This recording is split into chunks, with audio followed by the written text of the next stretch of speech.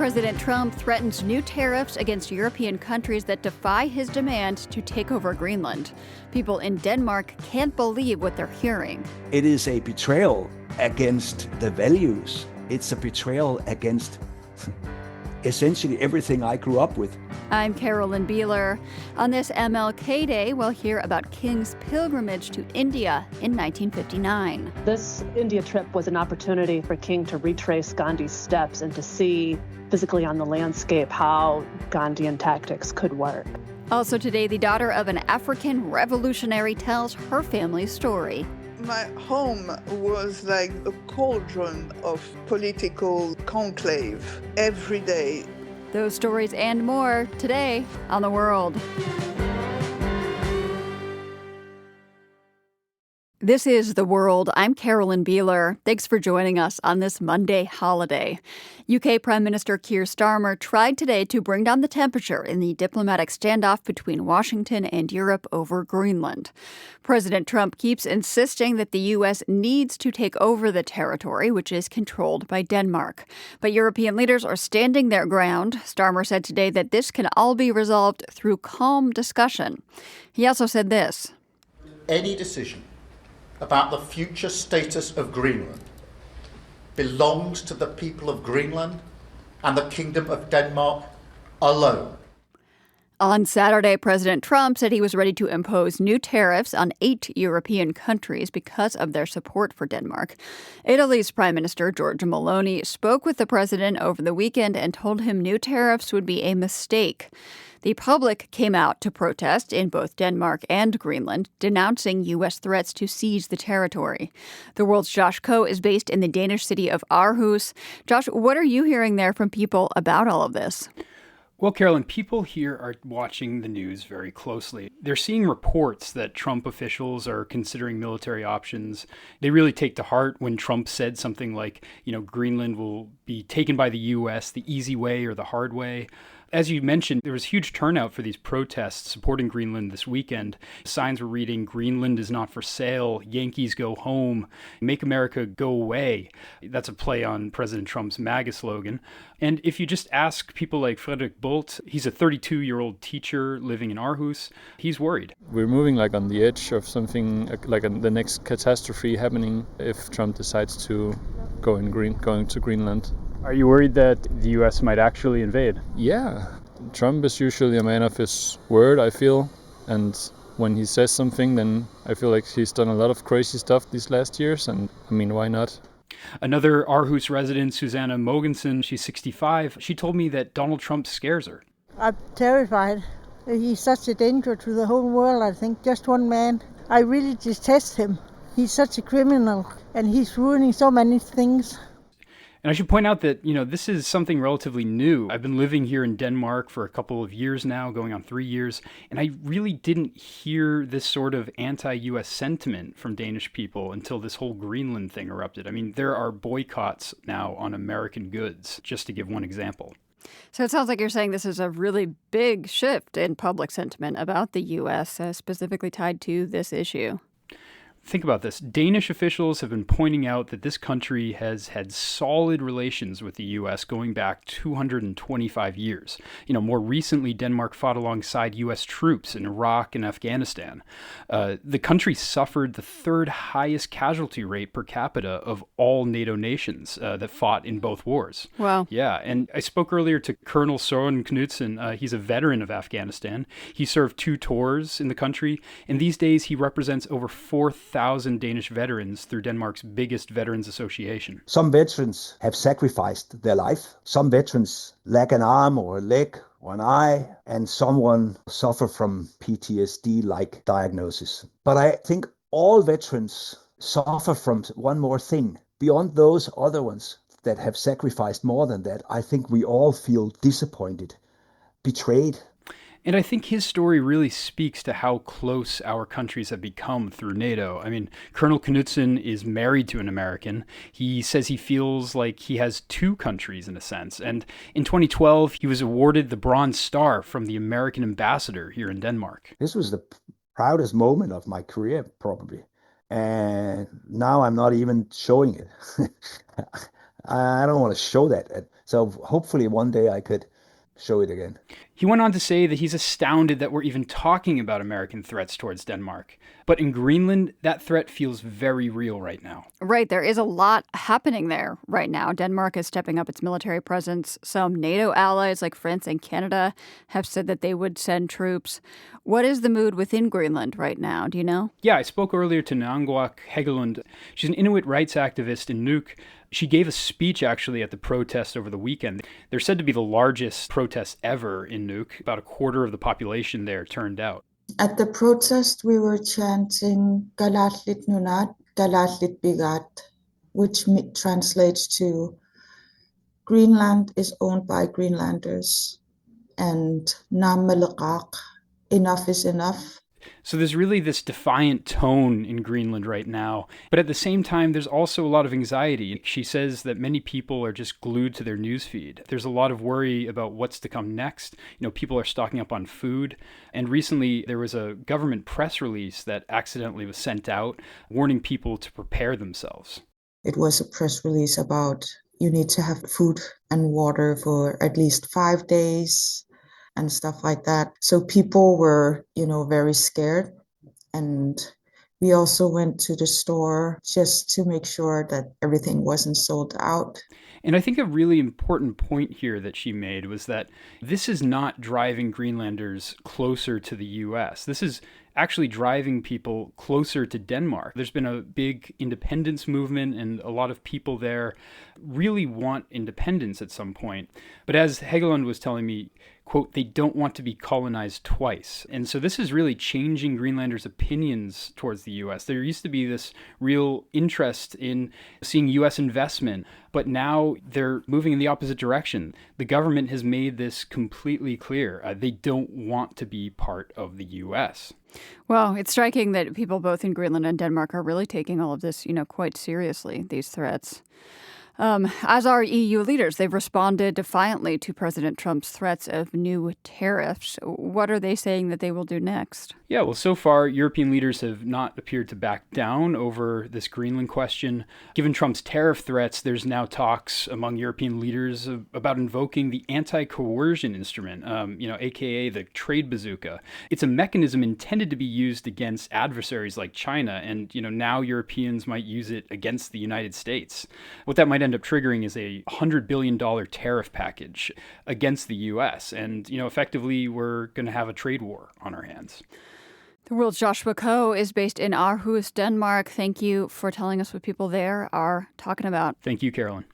The finals were held yesterday for the Africa Cup of Nations soccer tournament. It was Morocco, the host, playing Senegal, and it was a doozy of a game. This is how Senegal won the most rigged AFCON final in history. This match was insane, but also suspicious. This AFCON final feels like a fever dream.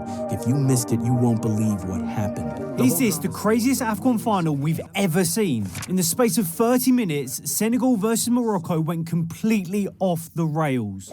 This selection of comments from social media does a pretty good job teasing the match. In overtime, a goal by Senegal, the potential winning goal, was reversed after the refs called a foul against the team. Sky Sports commentators were not impressed. The referee blew his whistle so fast.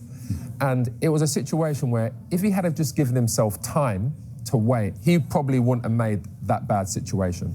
And then just a few minutes into overtime, there was another controversial decision from a ref.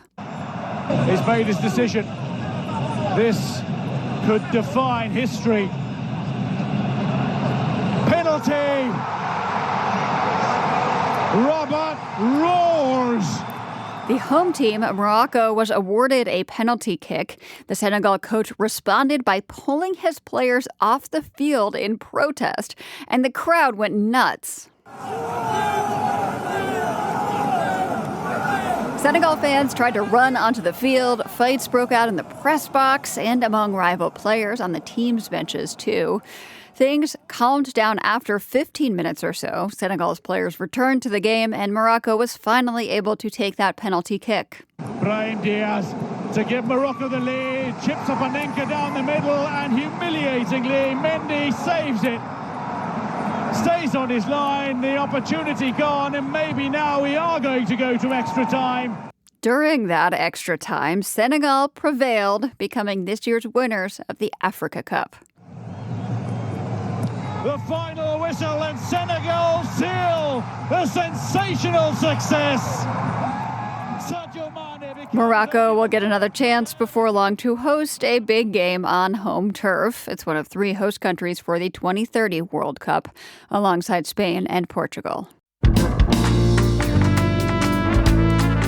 Coming up, we are dedicating the rest of today's show to the global legacy of Martin Luther King Jr. and different ways people are standing up to fight for freedom.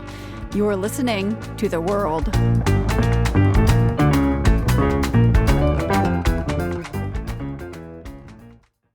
This is The World. I'm Carolyn Beeler. The work of Martin Luther King Jr. changed the United States, hence the federal holiday we've been celebrating here since the 1980s. His work also had a huge impact, though, beyond American shores. In 1964, he was awarded the Nobel Peace Prize and said when he accepted it that the Nobel was a profound recognition of the movement he championed. That nonviolence is the answer to the crucial political and moral questions of our time. The need for man to overcome oppression and violence without resorting to violence and oppression. I think he envisioned a global human rights movement that would be nonviolent but designed to bring the realization of human rights in every country. That's historian Claiborne Carson speaking with The World a few years ago. Carson founded the Martin Luther King Jr. Research and Education Institute at Stanford University. Civil rights activities are not limited to the United States. I think the anti-colonial struggle was basically a struggle to get citizenship rights in your own country. And the struggle against apartheid in South Africa was, again, very closely related to the civil rights struggle in the United States. So these movements are interrelated. King's own thinking around nonviolence was deeply informed by Mahatma Gandhi. Gandhi led a nonviolent resistance movement against British colonial rule in India. In 1959, King and his wife, Coretta Scott King, spent a month traveling through India, visiting cultural sites and meeting with public figures. To other countries, I may go as a tourist, King said at a news conference, but to India, I come as a pilgrim. Megan Weaver curated an online exhibit documenting King's pilgrimage to India. She, too, works for the Martin Luther King Jr. Research and Education Institute at Stanford University and joined us from her home in Tallahassee, Florida. I asked her what King meant by that quote. King had started studying Gandhi while he was in seminary and really became a proponent of Gandhian nonviolent philosophy. And so this India trip was an opportunity for King to retrace Gandhi's steps and to see physically on the landscape how Gandhian tactics could work. So this was in 1959. Remind us where King was in his career and in his role as a civil rights leader at this time. So King was still living in Montgomery. It wasn't until after the India trip that he ended up moving back to Atlanta. So King was still in Montgomery at the Dexter Avenue Baptist Church. The Montgomery bus boycott had ended at that time. King had, a few months prior to the India trip, been stabbed by Zola Ware Curry, and sort of at the end of that recuperation decided this is the time to take the trip that he had been wanting to do for quite a while. So he met while he was there with several very high-level officials, the Prime Minister, the President. He gave an address to the Indian Council of World Affairs, all the big names there. So I gather he was well known in India before this trip? Yes, he had been well known because he often cited Gandhi as an inspiration during the Montgomery bus boycott. Right. And so from there, he gained national and international prominence. So he was well known in India as an American disciple of Gandhi. How was King introduced to Gandhi's work? He first encountered Gandhi's ideas while he was studying at Crozier Theological Seminary. He had prepared some essays and talks for certain classes that included Gandhi, but it was really during a 1950 lecture by Mordecai Johnson, who was the president of Howard University, that King really was struck by these Gandhian ideas. And immediately after the lecture, King went out and he says he purchased half a dozen books written by Gandhi and really threw himself into studying Gandhian philosophy. So, as you have said, Gandhi had a big influence on his work, his nonviolent approach. Can you tell me more about how that influenced his thinking and showed up in the work that he did? Yeah, so King was a religious man, first off, and he saw the teachings of Jesus Christ as providing the philosophy for living a moral life, but he saw Gandhi as providing the actual methods for how to do that. One thing that King had struggled with was how to apply the teachings of Jesus, in particular the turn the other cheek philosophy, beyond individual relationships, but to a larger scale. How do you enact turn the other cheek at a societal level, if you will, when dealing with governmental structures? And so he felt that Gandhi had successfully done that and used Gandhi as a framework. Can you give me an example of a specific way that, for example, Gandhi turned the other cheek as institutionally that King learned from and adapted to his own work? King saw that marches worked. Nonviolent demonstrations worked in changing public opinion and eventually changing legislation. He saw that these mass actions, civil disobedience that was conducted nonviolently actually worked in India. Are there other examples of how King's pilgrimage to India had a lasting example on his work? Yes. One thing that King learned in India was patience. He saw that it had taken about 50 years for people in India to gain their independence. So he took that as a lesson that things may not happen overnight, but you must stick with it, stick with the nonviolent resistance. He became more devoted to simple living. He saw how Gandhi had lived so simply, and his associates did as well. King even contemplated changing his style of dress after the trip to reflect more simple monastic life, but ultimately, he and Coretta Scott King felt like that might be a step too far, and dressing unusually might alienate people who otherwise would join the cause. Yeah. What about King's legacy in India today? Is he still remembered there? Yes, there are still efforts to commemorate King. I know there are a number of public memorials. The 50th anniversary of King's trip to India was actually commemorated by a large party, including Martin Luther King III, Senator Andrew Young, John Lewis attended, and they retraced King's pilgrimage. And that was in 2009. Is there anything that we haven't gotten to that you think is particularly exciting when we think about this chapter of Dr. King's life? Just that this was really a foundational experience for King, philosophically, professionally, personally. This would have been an incredible cultural experience for him. This is a man who could not walk into a dining room and have a sandwich next to a white customer, but he went to India and was treated like a dignitary, spending a month with governmental leaders and, really being shown great respect. So this would have been a really transformational experience for King. And I also wanted to plug we have a multimedia story map that people can find on our website if they'd like to explore King's pilgrimage to India further.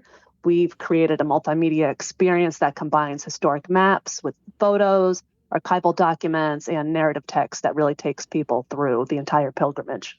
Megan Weaver is a research associate at the Martin Luther King Jr. Research and Education Institute at Stanford University. Megan, thank you so much for joining us. Thank you for having me. I really appreciate it. You can see that story map Megan mentioned at kinginstitute.stanford.edu. Up next, a song in Ukraine that's turned into an unofficial anthem for the fight against Russian invaders. You're listening to The World.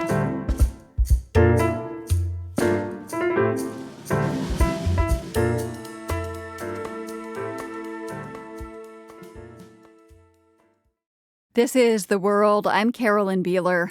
On this holiday, we're looking at the global legacy of Martin Luther King Jr. and at resistance movements around the world. Music helps us through hard times, as does dark humor. Let's go back to Berlin, where comics who've escaped repressive governments back home have found a welcoming audience. As Alexa Dvorson first reported in 2023, a regular dose of laughter goes a long way. We got everybody here from everywhere. We're going to have a fun evening tonight. It makes a noise if you've been to a comedy show before. That's Dragos from Romania. Wonderful. Don't take photos, don't take videos, just listen, practice active listening. You know that thing your parents never did with you? You do it here tonight, okay? Break the cycle. A regular host of stand-up comedy shows like this one, he gets plenty of practice multitasking, East European style. I was checking in at the door. I'm doing the show. While I'm doing this show, I'm finding seats for people. And at the end, I'm cleaning the toilets, okay? So this is super authentic tonight, okay? It's a wet, windy Saturday night, but that hasn't deterred a crowd from packing this converted cruise boat anchored in the River Spree, which once formed part of the Cold War border between communist East Germany and West Berlin. Since the legacy of the former Soviet occupation is the source of so many jokes, this is a fitting location. Make some noise if you're Eastern European in therapy. Look at that. Making therapists a lot of money now. Yes, very good. Young lady, where are you from? Russia. Russia, that's a lot of money for therapy. Yes. Every day another reason to go to therapy. Yes. How long have you been doing therapy for? 5 years. 5 years. Ooh, it's a full-time job. Okay. Where is your therapist from? My current therapist also is from Russia. From Russia? Yeah. That's a wise thing to do. You have to get a therapist from your own region of the world, okay? A therapist that understands your circumstances. My therapist is from Poland, and whenever I tell her stories about my childhood, she has flashbacks. All the comedians go by first names only. One of them, Dio, is a multilingual black Bulgarian. Nice to see you guys. Good to see so many different shades of white. Oh, wow. Literally feels like home, cannot lie. White people, you gotta love them, man. You just have to. You got no choice, you know? Dio jokes that he got out of his country so fast his Bulgarian accent couldn't keep up with him. I'm African and Bulgarian, but I fully identify African American. Life is easier this way. I tried to say to this one girl from Chicago that I'm African Bulgarian. She just looked back at me and was like, they make those? His childhood was terrible, Dio says, but like so many comedians, he's turned it into material. People would just randomly come up to me and be like, yo, you're a rapper, right? You can rap? Come on, bro. Give me a second. Let me learn my stereotypes first. You know what they say is tragedy plus time equals comedy, right? And I think Eastern Europe has its fair share of tragedy, and now that's been enough time for it to convert into comedy, right? Dragos was born in November 1989, just before the fall of the Berlin Wall. He grew up during Romania's chaotic transition from communism to democracy. I think he has a very good understanding of social, historical, political context, which makes it very funny. The second half gets darker and darker, okay? He's not kidding. The next performer, a stand-up comic from Moscow, had to flee Russia when he started getting death threats for his outspoken opposition to the war in Ukraine. After months in Turkey, Dan moved to Berlin. So far, so good. Although his barber told him it takes 3 years to adjust to life in Germany. 3 years is like 10% of my life. I cannot afford that. I'm a Russian man, and Russian men don't live long. Our life expectancy is about 2 presidents. And a short lifespan compounded by low self-esteem, because no one in Russia is raised with unconditional love, Dan jokes. It has to be earned. You have to, ruin your life, then you have to recover, and then you get love. Like my cousin, when he was younger, he was sentenced to 2 years in prison for stealing something, but he behaved well, so they released him for parole a year earlier, and then he became a hero in our family. At every family gathering, they would say, Alex behaved well in prison. So they let him go. And I'm sitting next to my cousin, and nobody praises me for never going to prison. That packs a punch in light of the scores of Russians who are in prison for condemning the war. Dan relishes the relative calm of life in Berlin. I like when the days are similar to each other. I enjoy it so much. I've been dreaming about a week when nothing happens. Do you miss Russia? Sure. I miss my audience, and I'm sorry that I can't support them. For now, he's following a centuries-old tradition of Russians reinventing their lives in a new country. For the world, this is Alexa Dvorson in Berlin.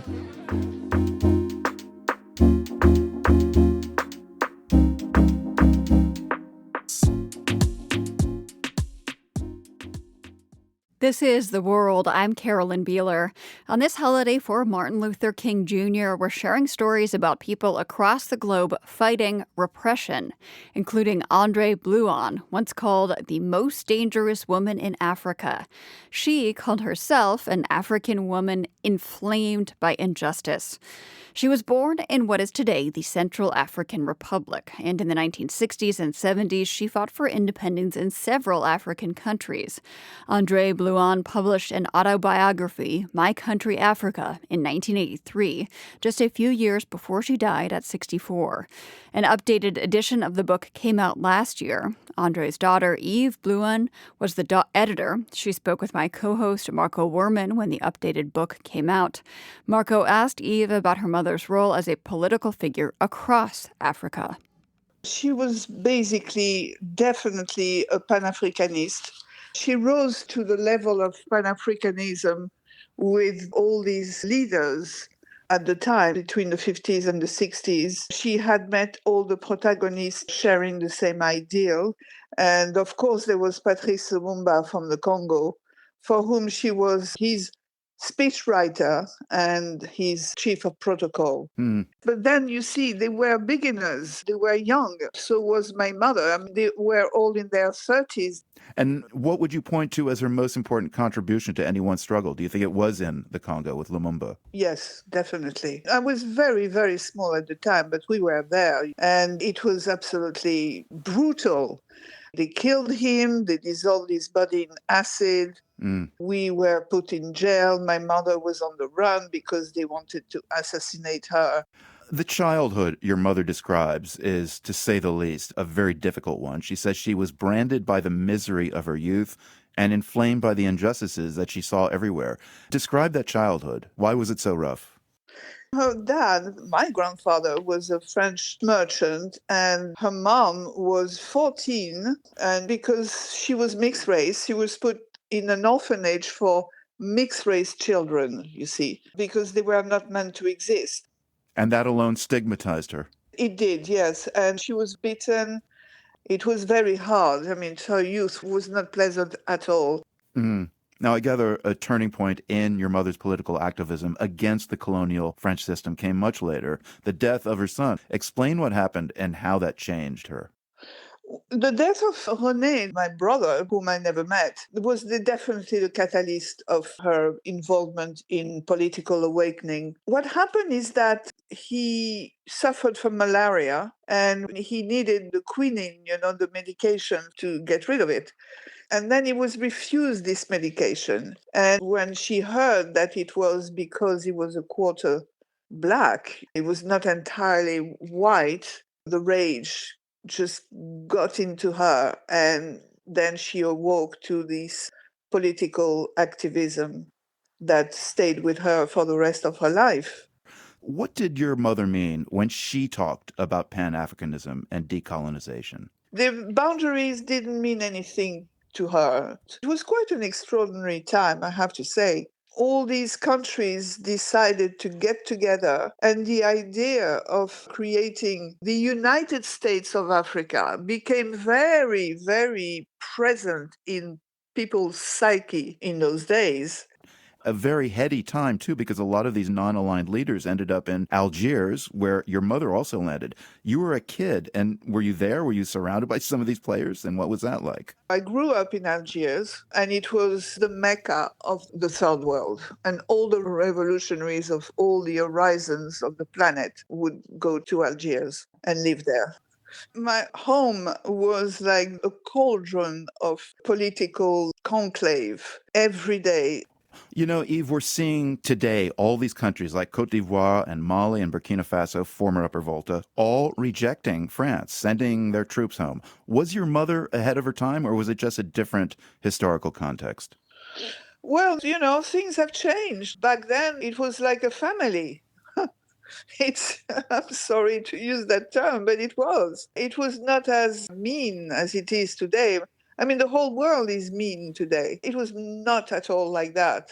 But, I mean, the way Africa is reacting against the French, there are so many powers trying to get hold of the power and influences in Africa. You call it, like back in the day, it was a family, but many people will say it was a dysfunctional family, which has led to many of the continent's troubles today. It was certainly dysfunctional. Oh, absolutely. But on the other hand, you wouldn't have this violence that is happening today. Things were very mellow. The countries were freshly independent in the 70s. That were a great time in Africa. The presence of France, it was some shops and companies doing their business. You would have the embassy, and that was it. You wouldn't have any army.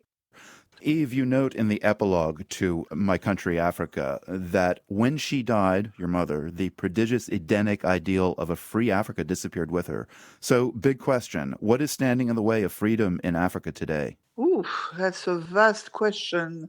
I don't think there is any freedom to begin with. I think she would be devastated to see Africa today, the poverty, the wars, the lack of leadership.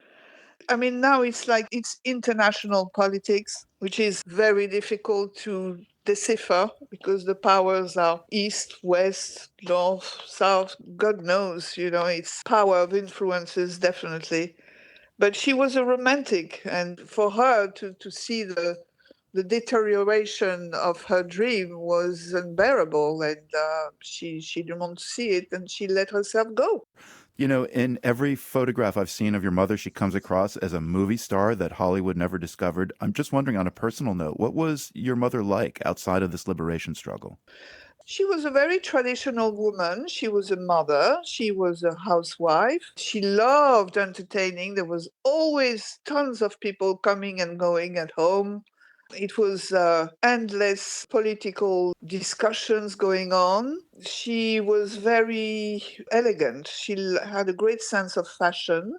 And my dad loved her. She loved my dad. They had a wonderful marriage. But eventually, her inner deep anxiety that she had been carrying all her life took over. I think it was related to her dream of free Africa that never really happened. Eve, it's just been fantastic to speak with you. Thank you so much for being with us. Thank you for having me. Eve Blouin, daughter of the activist and revolutionary André Blouin, speaking with Marco Werman a year ago. The World is produced by GBH and PRX, broadcasting weekdays from the Nan and Bill Harris studio in Boston. Find us online anytime at theworld.org and find our original reporting on YouTube. Be sure to subscribe to our channel there. I'm Carolyn Beeler. Thank you for listening, and join us again back here tomorrow. The World is supported by the Carnegie Corporation of New York, working to reduce political polarization through philanthropic support for education, democracy, and peace. More information at carnegie.org. By the Lumina Foundation, committed to a fair, universal system for learning beyond high school that offers every American the chance for a better life. luminafoundation.org.